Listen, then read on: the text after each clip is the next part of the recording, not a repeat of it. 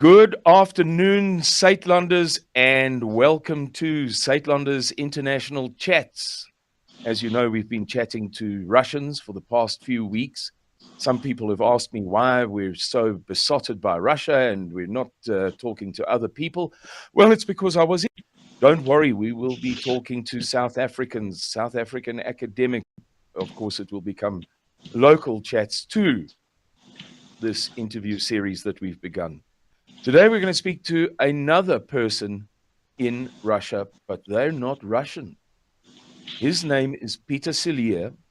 He is a South African who lives and works in Russia. I met him, and I met his family, and he will be able to, he's spent a lot of time there, and he knows what he's talking about. Because some people might say that I didn't spend enough time to know what I'm talking about, just 3 months. And some people might say, well, Russians are just spouting Russian propaganda. Well, let's hear it from a sort of a third party, somebody who lives and works there, a South African.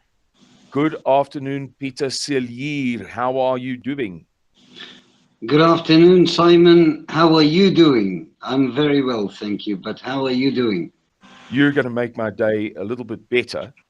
I'm looking forward to this conversation. Pieter, tell me a little bit of an introduction. Who are you? Where do you come from? What are you doing? And then I've got some follow-up questions.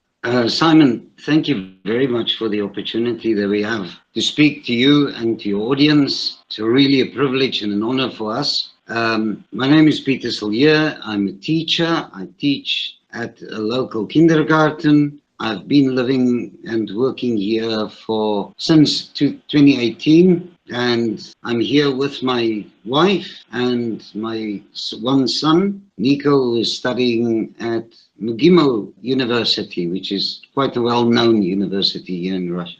Pieter, yes, I met you through your son, actually. I had some business with some of the chaps from that university. Actually, they have a sort of a brotherhood. And I was introduced to the brotherhood. This is the top students from all over Russia. And I learned about this university as the top university in Russia. Apparently, it's unbelievable. Some of the boys told me about their studies, and wow, it takes a lot of commitment, a lot of devotion. So I must tell you that I wish your son everything of the best. Pieter, I met you. I went to your house at your son's request. We spent time together. You took me out for supper. It was a thoroughly enjoyable experience. I got to know you and your wife a little bit better. As I say, I already knew your son. What are you doing in Russia? Well, you know, Simon, it's a funny question. It's a question that I've asked myself many, many times. What are we doing here, right? So, you know, in South Africa, for teachers, it is quite a challenging profession. Lifelong teachers, it's very, very difficult to get a really well-paying teacher position. And once you have left the government employment, you cannot come back as a teacher. They cannot appoint you permanently again. So I started to teach outside the country. I started off in Saudi Arabia, and then I came to Russia. And I came to Russia because it is a European country. So I wanted to see for myself and live amongst European people like me. And honestly, I say to you, in 6 years, I've seen that life here and the people here are like our people. We're very, very similar. And I think this is what keeps me here. So you were a teacher, if I remember the story correctly. You left teaching, opened a business, then went back to teaching after 10 years, and or not 10 years, but some period of time. Then you went to teach overseas. I went to teach overseas. I got a contract I started off in Saudi Arabia, which is like one of the toughest countries. I liked it because, you know, it was conservative at the time. It was very, very conservative. It was probably the most conservative country at the time, which I liked. And then And then I was looking, I don't want to go to liberal countries. You know, it's tough for teachers. You know, you have to teach things that you don't believe in. So I don't want to do that. And I've read up and spoken to a couple of people that have taught here in Russia before, and they said Russia is quite conservative. And I thought to myself, okay, this is a country I can go to, you know. And obviously, you know, there were thoughts of, is it going to be the Soviet Union? You know, we fought in the Cold War against the Russians. We grew up that, you know, the Russians are bad. And if you look at all the movies, you know, Russians are all criminals and everyone, you know. So in the beginning, I thought, you know, it can't be worse than South Africa. I doubt they have more murders and rapes and theft than South Africa has. So let's go for it, you know. And I came here and I was very surprised. I was, you know, I was really surprised to find how law-abiding the people are, how safe it is, you know, how open-minded the people are. Nothing, you know, that. And then, you know, I remembered, and I think to myself, you know, when I was young, we used to fight against the communists, right? And we used to believe that the communists were bad people, you know? And I came here, and then I realized that these people were actually on the front line of communism. It was the Russians that got rid of communism, of the Soviet Union. It wasn't anybody else. It was these people. And yeah, I think that my experience is that Russians tend to be quite embarrassed about the 70-year catastrophe. They got themselves enmeshed in a system that they couldn't shake off because the nature of that system was such that it would be like this forever. You know, this is you're not allowed to change your mind. And it was in the interests of the top dogs to keep that system imposed. But Russians didn't really enjoy it that much, and they weren't that proud of it, and they wish it had never happened, kind of thing.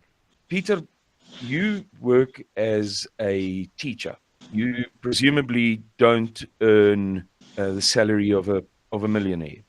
But when I spent time with you, I saw that you lived street I've seen in my life, the neatest and tidiest street that I think I've ever seen. You're within the third circle, is that right? Moscow is defined by 3 great ring roads. Are you technically speaking within those ring roads? Are you in Moscow proper? Because where I stayed was a little bit further out. I always tell people I was in Moscow, but I wasn't really. It just makes it simpler for people to understand. Yes, when you look at the map of Moscow, when Muscovites talk about direction or places or whatever, we usually refer to metro stations. So I would say, I would ask a person, you know, where do you live? And he would say near Tverskaya, which is a metro station. So people talk about metro stations, and in the metro stations, we have 3 circles, the brown circle and then the pink circle. So we are inside the brown circle, which is like very close, not very close, but we are relatively close to the city center. We are part of the city center, Moscow proper. Right. So you're in Moscow proper. You work as a teacher. You live comfortably in beautiful surroundings. Such an opportunity probably doesn't exist in South Africa. One of the things that I've tried to impress upon people since I've returned from Russia is how kind of, I don't want to say wealthy, because not everybody is wealthy, but how prosperous and comfortable it is. You are working as a teacher and you are living nicely. Thank you very much. Tell us a little bit more about that aspect of things, because I think it's very interesting to people to discover that it's the opposite of what we get told, or I would say it's the opposite, maybe you disagree, of what we get told in the West. Russian economy stumbling, Russia facing a famine, a food famine. That was a Telegraph article in July, the headline to a Telegraph article in July when I was in Donetsk. Tell us, as a middle-class person, how are you doing there? Well, you know, Simon, Moscow is a beautiful city. It is an amazing city. There are so many parks, so many trees that it's unbelievable. So anywhere you go in Moscow, I've yet to see a really bad neighborhood, you know? So anywhere you go is like really beautiful. But I am a kindergarten teacher. I'm not even a school teacher. I'm a kindergarten teacher, and our salary, but, and this is the thing, is that, you know, the quality of life that you have here is amazing. It's like, you know, I don't have a car, but I have a bus stop right in front of my apartment building. So I can travel by bus anywhere I want to go. I've got just down the road, I've got a metro station that can take me anywhere, and I don't sit in traffic. It's a very good quality of life. I've got around, in maybe 2 minutes walking distance from our apartment that I can go to, that I can do shopping. So yeah, the quality of life is amazing. Our apartment is a little bit more upmarket, and the area that we live in, and that is because we want to live close to the school that we teach. We don't want to travel in the morning far away. Obviously, we can live a little bit cheaper, get a cheaper apartment, but then you have to travel a bit longer and a little bit further. And you can imagine for yourself 15 million people traveling all over the city within an hour. You can imagine what the traffic is like, and how busy the metro station is, and how busy the buses are, right? So we choose to live near the school, to travel less to and from work, but we pay a little bit more. Obviously, our transport bill is a little bit less, so we pay less on transport and more on accommodation. People in the West might think that the economy is going bad and people are very poor, and, you know, it's a struggle to survive. But then I can honestly say to you, it's not true. I mean, I have Russian colleagues, that young people that just finished university, and they get maybe a quarter of my salary, and they can live. They have iPhones, they have iPads, they have MacBooks. So the living standard is pretty good. Yes, that was one thing that struck me in Russia. I was in Moscow, then Arkhangelsk and Severodvinsk. Then I went down to Donetsk, to Crimea, to Sochi, and then back to Moscow, and I flew out. And I observed that throughout. I mean, Donetsk is a war zone. When I was there, the first night that I was there, 16 Storm Shadow warheads fell a few blocks from me. I was sitting outside at the time, and there were all sorts of drone attacks. And one evening that I was there, about a swarm of about 35 drones came in to us. I was later told, I don't know that it's true, but I was told by Russia's apparently top war correspondent that without a shadow of a doubt, that was for me. I don't know that that's the case. Nevertheless, my point is that even in a war zone, I saw people living comfortably, and I didn't see any beggars. I didn't see any vagrants or homeless people. I saw clean streets. Obviously, in some places, if they've only been liberated very recently, then the people who come in and clean up and repair the roads and the houses and the what have you haven't had a chance yet. So it's pretty rough. But everywhere that I went, I saw people living comfortably the way that you've just described, Peter. Tell me, Peter, you spoke about the conservatism of the country, and that was something that I appreciated very much. I don't speak as a particularly righteous man. I'm from that generation of Westerners that went off the path. embarrassed to say it, but I do love conservatism. I do love those people who stayed on the path. It's wonderful for me. And I experienced that conservatism that you talked about. Russia is endeavoring to attract like-minded conservatives to move to Russia. What advice would you give people regarding, this is a trick question, regarding the language? So I want to go to Russia. I've been convinced by Simon and Pieter that it's time to leave LGBTQ plus United States of America or migrant-ridden Great Britain. I want to go to Russia. I think I can make some money. I speak English. There's a demand. I've got some good skills. I'm a conservative person. I want to have a decent, respectable family. I like a place that's got lots of order, and Russia is very orderly. But I'm worried about the language, Peter. How am I ever going to do anything when I can't understand a word and I can't read a single letter of the alphabet? There's your trick question for tonight, Peter. Yeah, you know, when I got off the aeroplane in 2018, I couldn't speak a word of Russian. I didn't know, you know, the alphabet or anything. To be quite honest, I still can't speak, really can't speak Russian.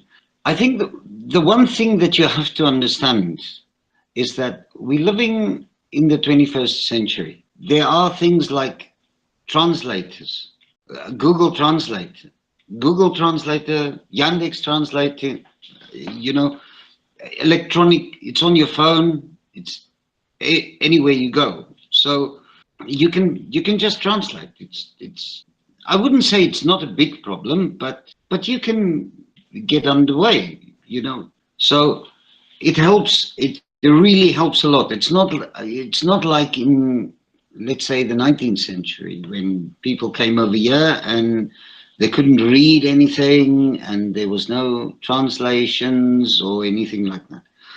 Plus, majority of Russians can speak English, or at least they understand English. So you can easily, you know, get around with that. But there's a mindset. There's a mindset that we think that language is a barrier, and it is not. That it is really good to learn a new language. Like all the expats that I know, I mean, it's a wonderful thing because everybody come together and they talk about how their studies are going with the Russian, and you know, what level are they on and where do they go for classes. It's like a social thing to learn a language. Yeah, I've just had a journalist here, a French guy called Gary Grubley, interviewing me for a documentary. He came to the farm for a couple of nights, and he studies Russian as a sort of a hobby. So we ended up comparing notes on our Russian. I mean, mine is hopelessly poor compared to his, but I'm continuing to study. You know, since I've been back in South Africa, I've continued to study, not diligently, but I have continued, and I will continue with it. It's great to do that, to compare notes on a new language. Here's a double trick question for you. I'm convinced by Pieter and Simon that there's work opportunity there. The economy is absolutely on fire. Zero Hedge has an article now debating whether Russia's economy is the third largest in the world. Last year, at the beginning of 2024, the World Bank published some material on the Russian economy, and they concluded, it's quite a long story, I'll keep it brief. They concluded that Russia's economy is now the fourth largest in the world. Now they are speculating, that is to say Zero Hedge, is it the third largest in the world? So, okay, I'm convinced. I'm off to Russia with my Google Translate. Now I'm really going to trip you up, Peter. Now I'm going to catch you with a tough question. Okay. The transport system, public transport, is incomparable to anywhere that I've ever been.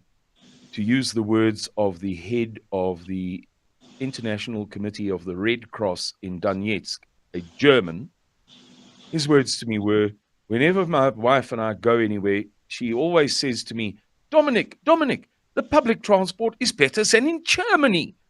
Okay, so I'm going to be up the yin-yang. I'm going to be taking a bus in the wrong direction. I'm going to be jumping on a train that takes me to Siberia. I'll never get back.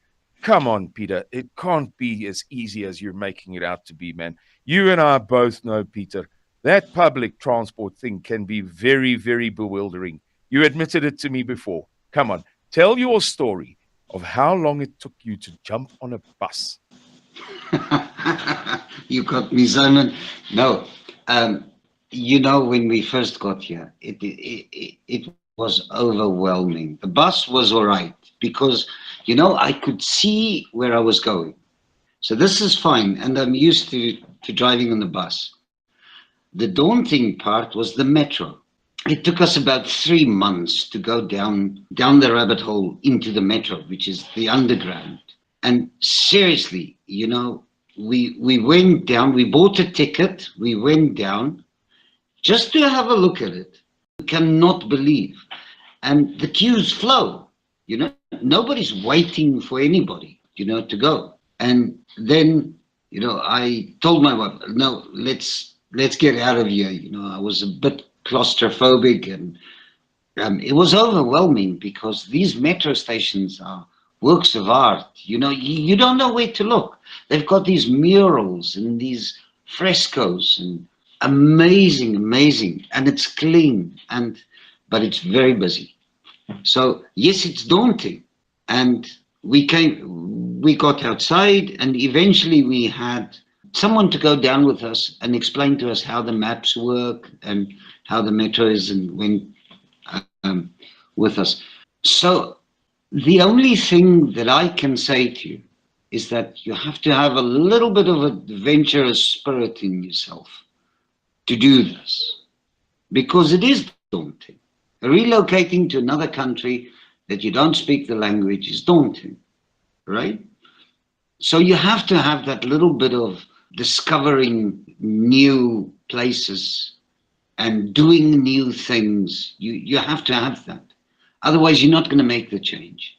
So there's an old South African advertisement that said, you can stay as you are, or you can change to, and then this drink. Yeah, it's a brand of what's known as cane spirit. In other words, liquor made from sugar cane. Yeah, mainstay. Right? Okay. Yeah. See, You did right, Peter. I think some people travel better than others. Some people are hopelessly unsuited to it. When I traveled a lot in my 30s, I've traveled in my, I beg your pardon, in my 20s. I traveled in my 30s, 40s, and now my 50s for work. But in my 20s, I remember among international travelers, Americans were generally regarded as awful travelers. Not all of them. I know lots of Americans have come out to visit me, and they're like a fish in water. They, you know, don't struggle at all. But some people just don't travel well. And I think that you are dead right to say that you've got to have that thing inside of you to do it. Otherwise, you should just stay at home. Peter, on this subject, I've got another one for you. Mm-hmm. You gave me a Troika card. Can you please tell people what is a Troika card, and is it as good as sliced bread? Oh, it's even better, son. It's even better than that. You know, when I first came here, the Russians told me, oh, Mr. Peter, you must get a Troika card. And then you can go on the metro, and you can go on the bus, and you can go anywhere. And like, lo and behold, I don't know what a Troika card is. And I asked him, where do we get it? I did no, at the metro station. I didn't even know where the metro station was at the time. So eventually I traveled with someone, and we got to a metro station, and I got this Troika card. It's a card, and you go to a machine, and you put like money onto the machine, onto the card. It's like a credit card, but like a debit card. But you can buy for a month, or you can just put amount on it, and off you go. And you just swipe this card when you go anyway. And you can use this anyway. They've got these little scooters, You can use it on to rent the scooters and drive all over the place. Electronic scooters, electronic bicycles. Oh, Peter, excuse me for interrupting. I apologize to you. I didn't know that. Clarify, please. Are you saying that the same Troika card, Troika means 3, and as I understood, and again, correct me if I'm wrong, I understood that it referred to trains, buses, and trams. Are you saying that in fact you can use it for scooters too? Yes, you do it for this. You can do it on the scooters, on the electronic bicycles that you can rent in the summer, autumn, summer, and spring. They've got electronic, scooters and bicycles and everything. And you just tap your Troika card and off you go. Yeah. So it is amazing. Sorry, I beg your pardon. You paused, and I thought that was an invitation for me to come in. So I'll make a brief comment, and then I'll shut my mouth. Peter, I'd like, and you can do this for me. I don't have to do it. It would be nice for people to understand the success or the let's say the extent of those electric scooters. And by scooters, we don't mean Vespa motorcycles that we call in English scooters. We mean the scooters that you got for your 3rd birthday, where you scoot along with your foot on a little platform and the handlebars up by your head. You're talking about electric scooters for adults and electric bicycles, and that was one of the top 10 most eye-opening things for me in Russia, was to see how everybody has these scooters, young lovers, boys and girls, scooting up and down in the evenings, children scooting to school, adults scooting to work. It's just the most wonderful thing, but I'll leave it to you to describe it, Peter, if you don't mind.